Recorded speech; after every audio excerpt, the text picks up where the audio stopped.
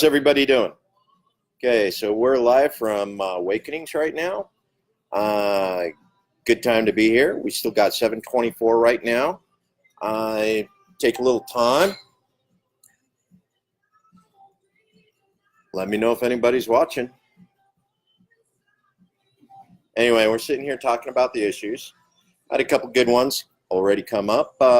We've talked about abortion, the libertarian stance on it, my personal stance on it. We've covered an issue with regards to prison labor, new prison, justice reform. I know earlier, who was it? Tom. Tom came online. He was asking about my Second Amendment stance. I think that's a very good issue. I believe everybody should have the right to carry, by whatever means necessary, whether they can open carry, concealed carry. I believe everybody should be entitled to travel armed if they absolutely feel the need to. Now, that said, one of the issues where you're dealing with Second Amendment is prison or felons, violations of the Non-Aggression Pact. Really big issue. How long should people who have displayed violent tendencies be restricted from actually carrying arms? Well, personally, I think Idaho's got a pretty good stance on that right now. If you are violent, the duration of your time that you're in prison, the amount of time that you actually spend on probation or parole for your violent behavior is a period of time in which you should be restricted from carrying your firearm.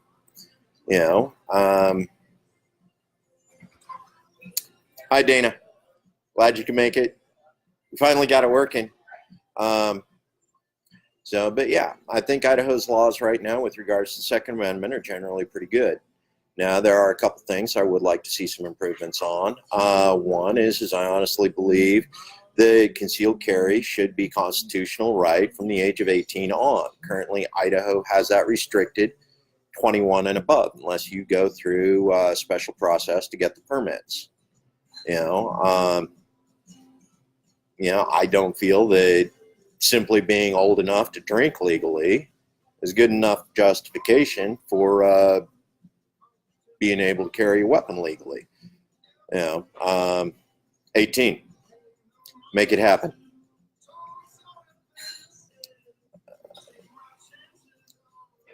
So, any other questions we got out there? Thanks, Dana. Appreciate it. There we go. You got any questions for me, Dana? I wish.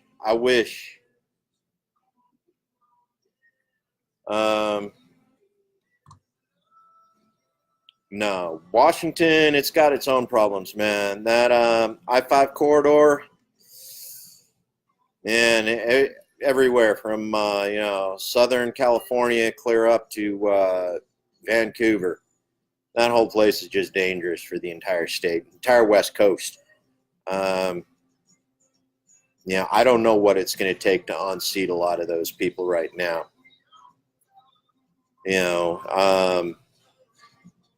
One of the problems we got here in Idaho right now. Let's go ahead and talk about that. Housing.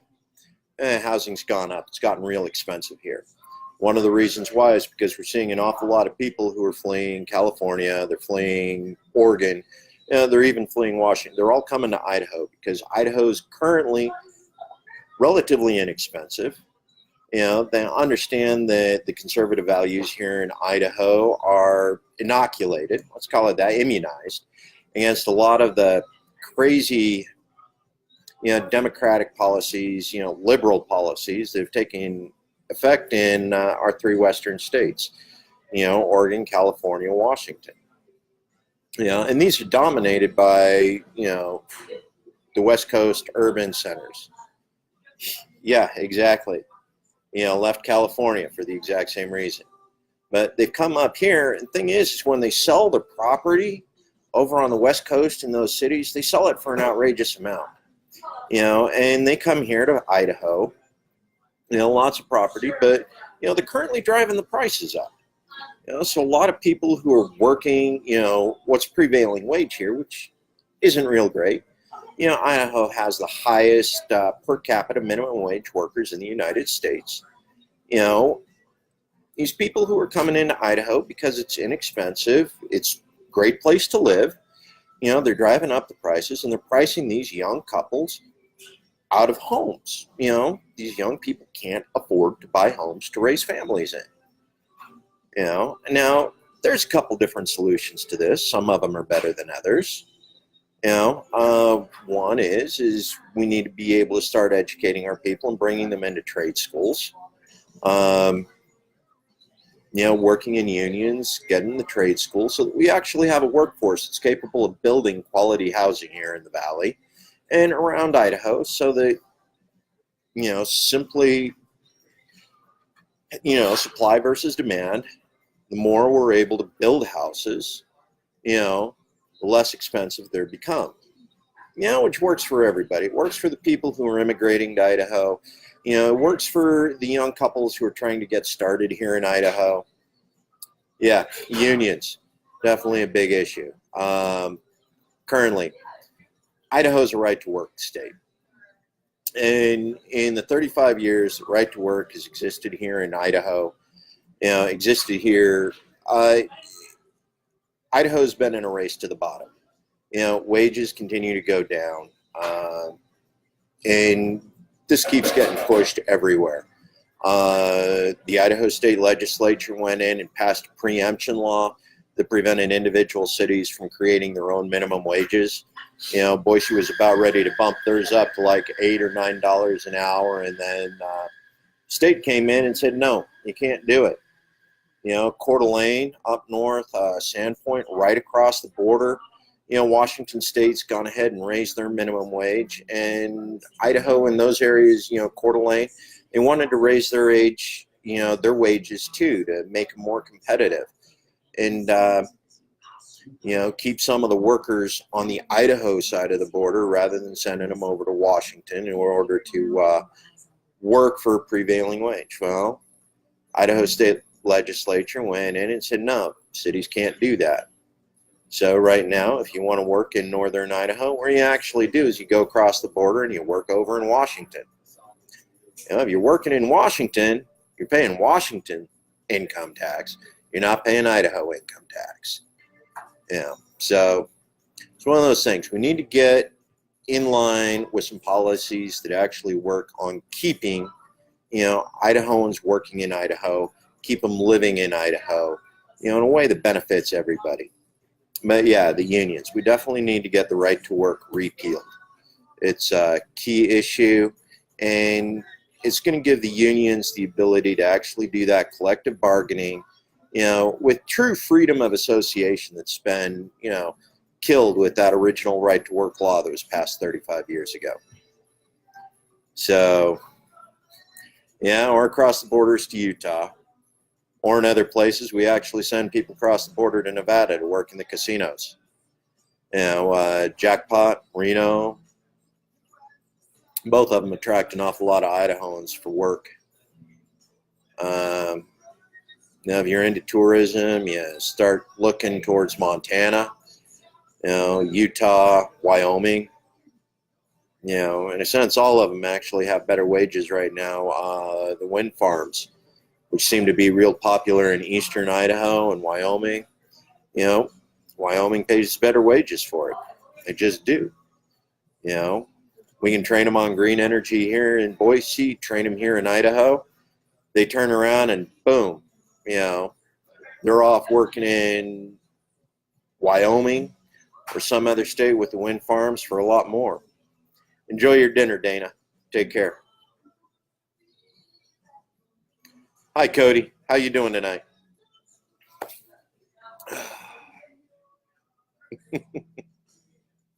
You got anything for me, Cody?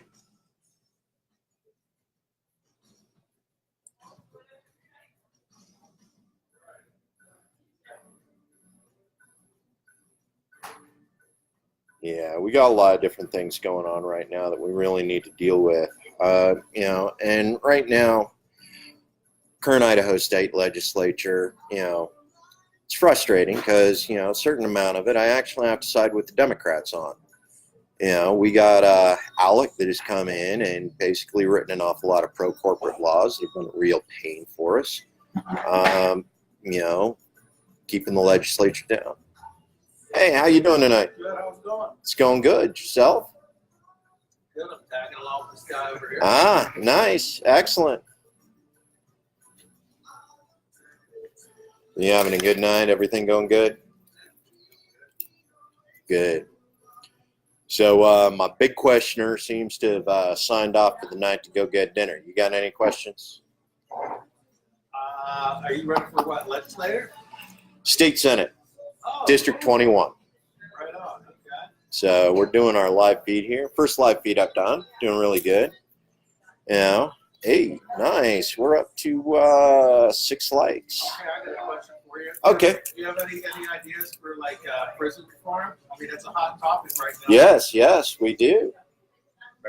I missed it. I guess that was a question. Somebody Actually, since I started the feed, we did that earlier before the feed. I made a quick mention of it, but big question right now, prison reform, justice reform.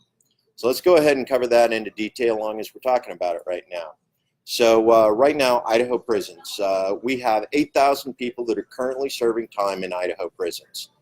We have 7,125-ish beds, give or take, which means that right now we got somewhere about 800 Idaho prisoners that are currently serving time outside of state or in some other environment outside of the prisons the way they're supposed to. Okay, currently, according to the Idaho Department of Corrections, 25% are currently serving time for their first felony drug conviction. That's 25%. And if we were to go in and actually legalize cannabis right now, we could justify lifting anywhere from 1,500 to 2,000 people, just pardoning them, or I know there's a couple different legal terms for it, converting, transforming, clemency, is a good term for it, but we can offer clemency and get them out of prison. The other thing is right now a lot of those people who are sitting in Idaho prisons are actually in for probation and parole violations. Now, most of the time when somebody's violated on their probation or parole, it's because they pissed hot on a drug test. If we go through the steps to actually legalize and make this available, that's one less thing out there to send people back to prison for. Now, as we discussed a little bit earlier, one of the other issues that you got with prisons and the way Idaho's been doing prisons, one of the things they did, I don't know, about 20 years ago, they went in and brought in some private prison contracts. Now, they use these private prison contracts in order to build the big prison we got out in South Ada County right now. And now that prison's only half done. Contract only went through till about halfway, and they were making arrangements to go ahead and finish the other half of it when the ACLU came in 2010 and said, wait, no, time out, guys. One, you can't use prison labor to build the prisons. That's just wrong. And the way your private prison contractors are actually handling the prisoners, that's a no-go. They actually had, because of the quality of people that they were hiring out to support the private prison contracts out in South Idaho, we actually ended up with huge human rights violations because, some of the guards had turned certain portions of the prisons into gladiatorial arenas. Not exactly a humane or an appropriate way to go about rehabilitating people, especially when a lot of them were in there for nonviolent offenses. You were looking at property violations, you're looking at drug offenses. These weren't people who ended up in prison because they went out and hurt someone.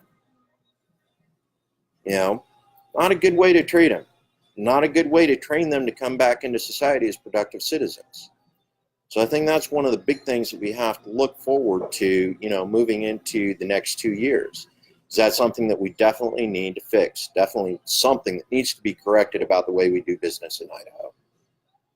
So we got, hey, Dwayne. Oh, Bureau of Land Management. Awesome.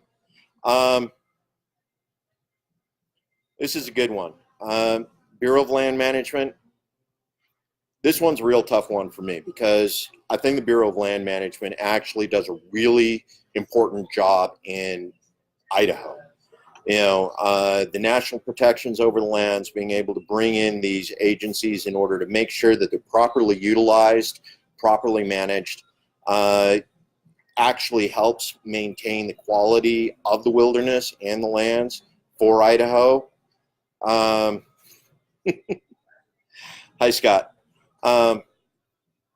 So it's one of those things. There's been a big push, particularly from corporatists, in order to move all of that federal land down to Idaho management and then have the Idaho government turn around and auction it off to the highest bidder, as if somehow that is the appropriate way to manage Idaho lands in perpetuity for our children. No. I do seriously believe that the wilderness lands that we do have in Idaho need to stay wilderness lands. They need to maintain those federal protections on them. That said, we do need local management, such as what's represented by Fish and Game and Bureau of Land Management, to actually effectively work that. Now, there are some problems in the currently Bureau of Land Management and Fish and Game. You have an awful lot of people who are politically appointed. And through those seats, they end up doing some not exactly ethical things in our land management. What about the law enforcement branch? Oh, yeah, law enforcement. I'm going to have to get back to you on that one, Robert, because, I know they arm the fish and wildlife agents out there, and a lot of them, I understand it. Enforcement, prevent poaching out there in our wilderness lands, prevent indiscriminate use, paying attention to a lot of what goes on. That said, I think we do need to open up an awful lot of our freedoms with regards to how we interact with the lands that are federally and locally managed. Beyond just leasing out lands for livestock, our our cattle ranges, even our Basque heritage, where we got the sheep running around and goats running around out there.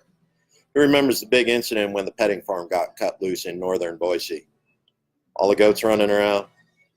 But yeah, we definitely need to look at making sure that the law enforcement agents that are armed and enforcing things for the Bureau of Land Management and Fish and Game are actually acting in the best interest of our people that are out there utilizing those wilderness lands.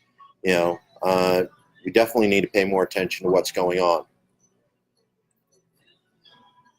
Yes, I'm very much aware the federal government owns 61.6%. And from a federal government perspective, as long as they're maintaining protections on it and aren't actually trying to sell it out from under us, I'm not worried about it. But we definitely need to work more with federal lands with the federal government to make sure that it is locally managed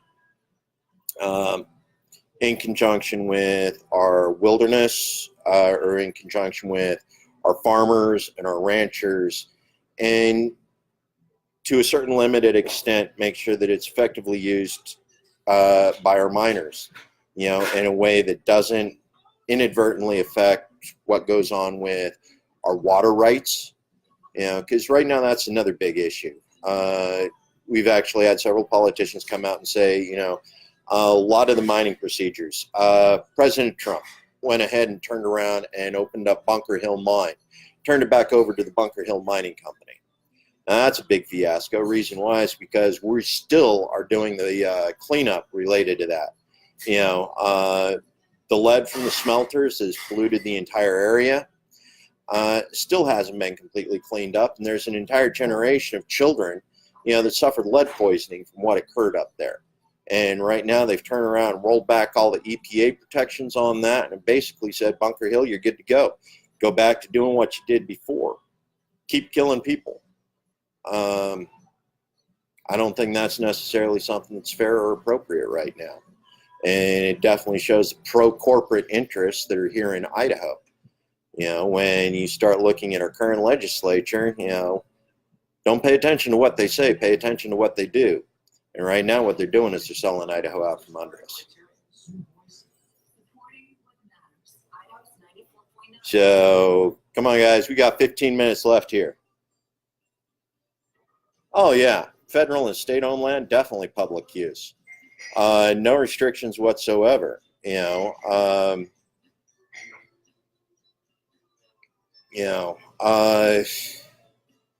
trying to think of some situations in which I, consider restrictions.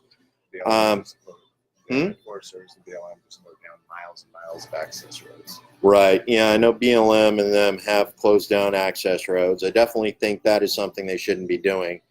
Designated wilderness areas should continue to stay designated wilderness areas. I know there's a couple nice recreation facilities up in the wilderness that have been, allow the cattle to graze. Definitely a big thing. Again, now this is one of those things is we need to be careful of the problem of the commons.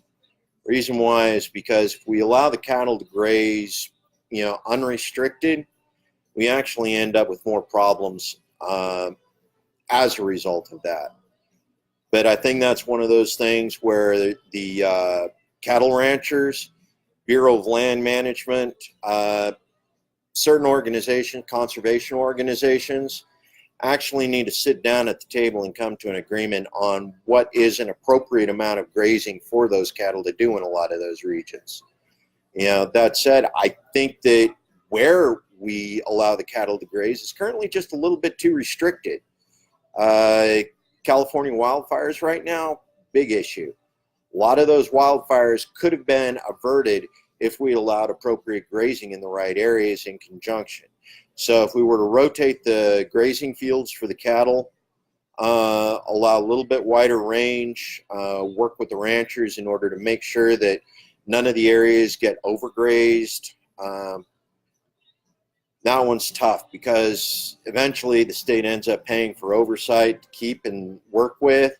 Although I think certain organizations like Sierra Club, as watchdogs to keep the ranchers sort of in check so that we can continue to keep the land used, will actually minimize the amount of overhead that the state is responsible for with BLM and fish and game agents.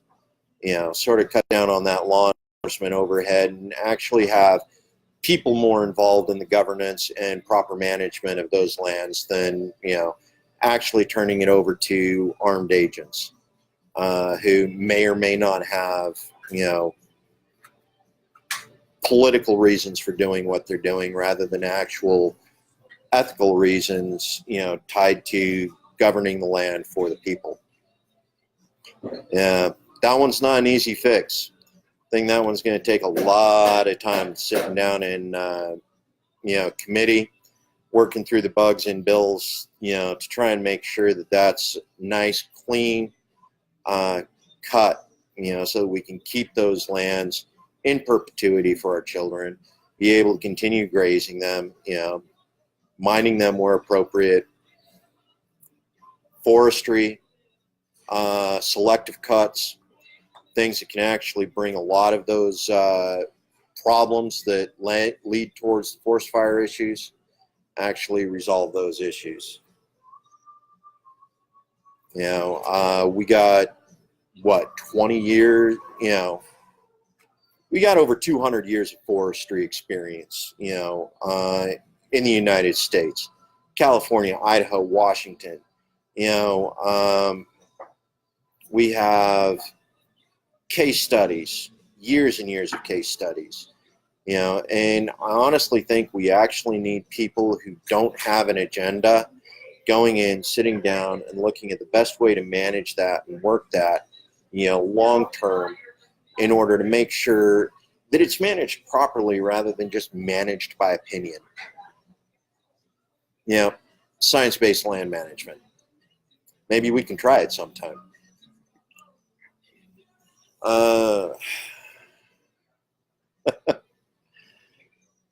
Hi, Celia.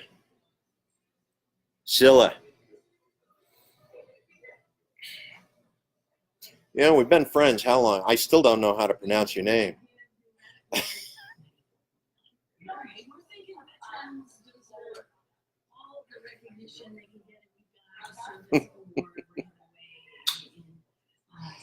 Hey, Robert, you're going to have to get off my page when you post, because right now I'm telling myself how brilliant I am. That wasn't me. Oh. I think that was Ginger. Hi, Ginger. Yeah, I noticed that too. And I was thinking, I didn't see him type, but that wasn't me. So I assume it's Ginger. Yeah, so for those, 9 other people who are watching right now, along with Scott, Scott is currently running for the 1st Congressional District. That is Western Idaho,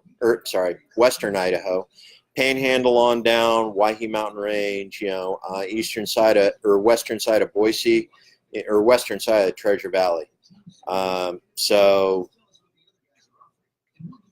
naturally, Scott, and why not? You're here, make it count, right? He's running on the Libertarian 1st Congressional District. He's currently running against Russ Fulcher, who's the favorite, and Christina McNeil. She's the Democrat. So take a look at what Scott has to say. He's got his site up, his Facebook page, a lot of great knowledge on there. Sort of sucks. He's stuck up in northern Idaho right now. Doesn't get down to the Treasure Valley very often. So definitely take your time, look him up, make sure that, you understand what's really, at risk right now with regards to his role that he's running for in, the United States Congress. See, that's a House seat that he's running for. Because right now, there you go. Scott's got the link posted. But those liberties right now that the federal government are treading all over, Scott's one of those great heroes that's going up there to make sure that, we shut the Fed down. In order for us to be able to effectively manage our own lives, be able to work in our own communities. Priscilla. Okay. Scylla. Got it. Okay. In order to run our own lives, manage our own lives in the way we want to, we really need to get the federal government out of the process. Right now, they have a nasty tendency to create these policies, and they're slow policies. It takes a long time to go through and reverse the damage done by a federal policy when it isn't done right. So we need to look at making sure that we move these decision processes down closer to our communities so that we can be more responsive. If something comes along that needs to be dealt with, we can respond in a timely manner in the local level rather than waiting for the federal government to hold some House committee meeting to determine whether or not they're going to cut loose funds for some sort of disaster relief act. We need to be able to react and respond and plan for those disasters appropriately in our given areas. Just take a look at what Scott has to offer, because he's got it. Big things that he needs to get done where he's headed. Who? Well, the nice thing about state and county level tyrants is at least you know where they live. That said, here's one of the problems. We've gotten away from our participatory government. Okay? We don't participate. We don't run for office. We don't vote. You know, we don't go in and step in to make sure that our government is being run ethically at our local levels. You know, somebody decides, okay, well, hey, working for the government, that's a good way to skim a little money off the top, collect a few favors, you know, work with somebody who, you know, we need to get ethical people running for those offices. And it's one of those things, you know, and it's not just, and it's not just,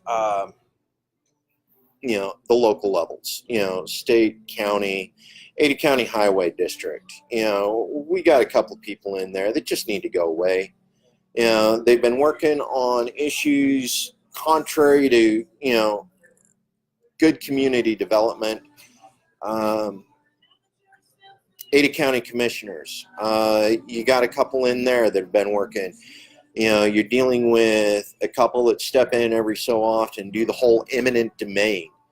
You know, that is not the way you promote growth in a city, by walking in and telling people you're going to take their land away from them. You know, especially when you go in and you start hitting them with lawyers, and you know, that actually gets expensive after a while. You know, but we actually need people who are going to run against these state and county tyrants. You know, we need people to step up and say, I don't like the way it's being done. You know, I'm not going to be able to do it alone. You know, poor Scott, he's going to get stuck in D.C., you know, all alone, and it sucks. But Rand Paul isn't exactly a solid libertarian, you know, ally, you know, sitting in Congress there. There's a lot that needs to be done, but we need to get people running, you know, in positive ways against, you know, these people, you know, not just nationally, but like you said, locally and county as well. You know, work on the movements, you know, libertarian movement, it's one. You know, there's certain other organizations across the valley. I'm going to give a shout out to Rise Up Idaho right now. You know, I'm not 100% with a lot of their platform. Matter of fact, there's 2 or 3 that, you know, I absolutely disagree with. But they're a community-oriented group. You know, they want to see good things. They're willing to transcend party lines in order to make it happen. You know, sucks they didn't really approach the Libertarian Party too much, focusing mainly on the Dems and the Republicans. But, you know, they're trying to get your voices out there and actually heard. You got a couple other organizations that are out there, you know, working towards community building. There's one, Save Idaho, or Save Boise, Boise Vision. But their goal is to push,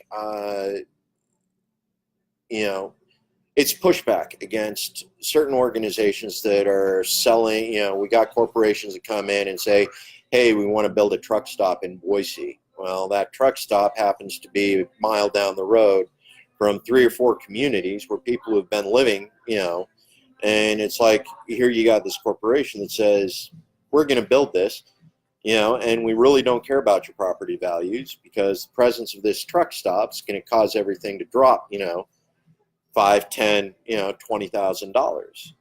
You know, after you just paid $300,000 for a house, to realize your property value is going to go down $50,000 just because somebody decided that something needs to go in down the street. You know, we need to be able to give that ability back to the communities. You know, lots of local communities.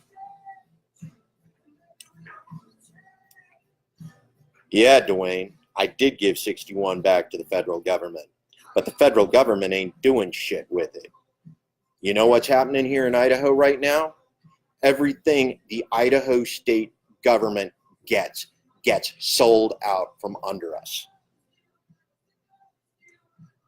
I'm perfectly good with keeping the federal protections on those wilderness lands we have right now, because I have no interest in seeing what Idaho, with its current structure, is going to do with the Cecil Andrus White Clouds or the Frank Church Wilderness area. Little and his buddies get a hold of those, they're fucking gone. Fucking gone.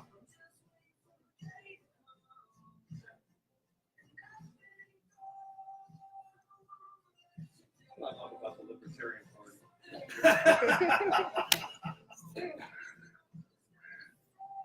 You know, yeah, in that one aspect, those lands that are owned by the federal government, I'm perfectly glad they have it, because it'll take them forever to sell it.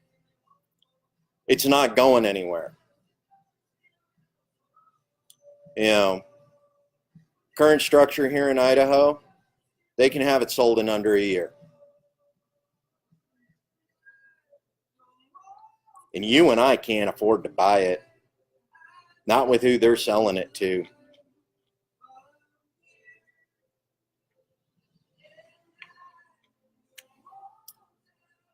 Don't know too much about Adam, unfortunately. You know,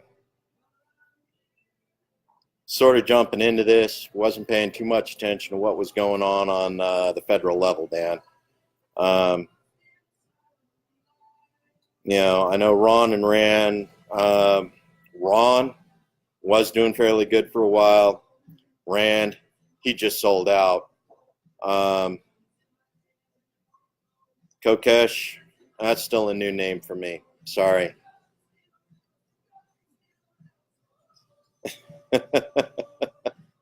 Thanks, Corey. Yeah, well, that's the other thing is until we can, yeah, Idaho state government can't afford to keep it. You know, that said, we do need to figure out some way that we aren't using federal funds to maintain it. You know, our income taxes right now go to the federal government. Federal government turns around and they're responsible for maintaining that. We really do need to find a way to take that off. But I think the big thing right now with the federal budget is our military spending. You know, I don't think any of us really think that the federal government needs $700 billion a year for our military. Especially when right now what we're doing is we're depriving, you know, most of the other nations in the world where we currently have U.S. troops stationed, we're actually depriving them of their right to self-determination. You know, Saudi Arabia is our ally in Yemen. You know, bad news. Oh yeah, Scott. Definitely upset with the way they removed the third-party candidates from all of their debates. You know, NRA, League of Women Voters, trying to get $623 billion. Yeah. Yeah. And that doesn't even take into consideration their discretionary spending or their emergency allocations, their wartime funding when all of that stuff pops up because, you know, and it doesn't even include what we look at with regards to international aid. You know, the amount of money that we give Israel, you know, to use our war machines. The amount of money that we've given Saudi Arabia to use our war machines, the amount of, you know, these war loans that we're giving to a number of countries, you know, in order to go around and kill people on our behalf. You know, it's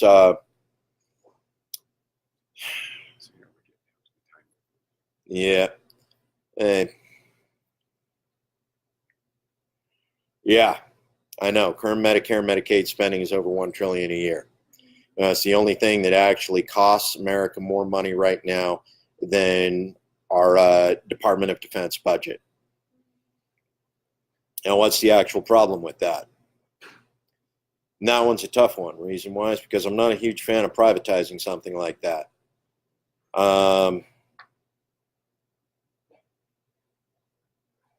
Yeah, Jack, national system. But let's get back to the Medicare and Medicaid. Shop's closing up here, so I got to be closing up. You know, Idaho, it's a real bad system. Right now, we're down to essentially 2 healthcare providers in the state of Idaho. We have St. Al's, St. Luke's. Those 2 healthcare providers own nearly every healthcare facility in the state. In the state. You know, we don't even have to worry about single payer. We're damn near down to single provider. You know, which basically means St. Luke's and St. Al's set the prices. You know, Social Security. Social Security is a tough one, Scott. Social Security is a tough one. We need to do something about that in order to get that back on the local level. It needs to be managed locally, kept in the local communities. You know, it's tough because this goes back to the whole federal lands. Do I actually trust the Idaho state government to manage our local Social Security, local Social Security for our people, or our safety nets? You know, trust them about as much with the Social Security monies as I do with the federal lands. Yeah, I have to get back to you on that one. It's Christine. Yeah, we definitely need to move it down to local. You know, it needs to get down to, it needs to get down even below the state level. You know, we need to get it down to the county levels where our county decision makers can be more closely held accountable by the people they govern. You know, right now at the state level, at the federal level, everybody's too far away. You know, Crapo, Risch, you know, they've been in D.C. for so long now, you know, they believe they don't even know what it's like here in Idaho anymore. Okay, so I got to sign off for the night, guys. Thank you all for attending. Have a great time. And get out and vote.